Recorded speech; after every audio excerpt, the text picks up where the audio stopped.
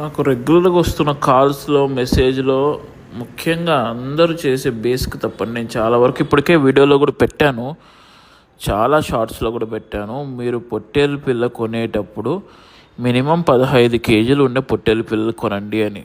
ఈ వారంలో నాకు ఇద్దరు కాల్ చేశారు. ఒకరు లాస్ట్ మంత్ ట్రైనింగ్ అయిపోయిన బ్యాచ్లో నుంచి ఒకరు కాల్ చేశారు. చాలా ఆల్రెడీ నేను 60 పిల్లలు కొనేసాను, తర్వాత మీ ట్రైనింగ్ అటెండ్ అయ్యాను. ఇప్పుడు ఆ 60 పిల్లల్లో ఒక 4 పిల్లలు చనిపోయాయి. ఇప్పుడు మేము తేడం కూడా ఒక్కోటి 6,000తో అట్లా తెచ్చాను, అంటే జత 12,000తో తెచ్చాను. తెచ్చి 2 నెలలు అయిపోతుంది, ఇంకా 20 కేజీలు కూడా రాలేదు. 22 కేజీలు అలా ఉన్నాయి. ఇవి బక్రీద్కి అమ్ముకోవాలా ఎట్లా సార్, రెగ్యులర్గా సిక్ అవుతున్నాయి ఎట్లా అని. ఇది మెయిన్ ప్రాబ్లం అండి. ఆల్రెడీ 2 months మీ టైం అయిపోయింది, మీరు ఇంకా 20 కేజీలు ఉన్నాయి అంటే అవి చాలా చిన్న పిల్లలు ఉంటాయి.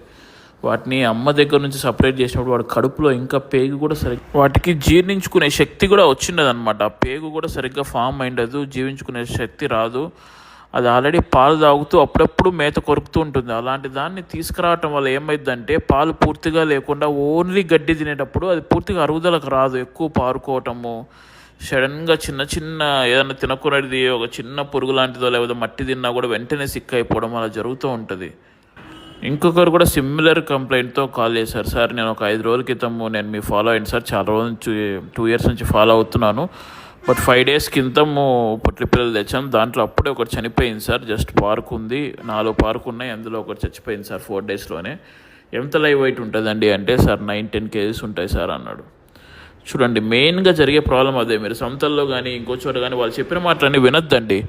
రెగ్యులర్గా వాళ్ళు 3 నెలలు 4 నెలలు అని చెప్తారు, అట్లా కాదు. మినిమం బేసిక్ రిక్వైర్మెంట్ 15 కేజీలు కొమ్ములు వచ్చి కింద వట్ట దిగిండాలి, 15 కేజీలు బరువు ఉండాలి.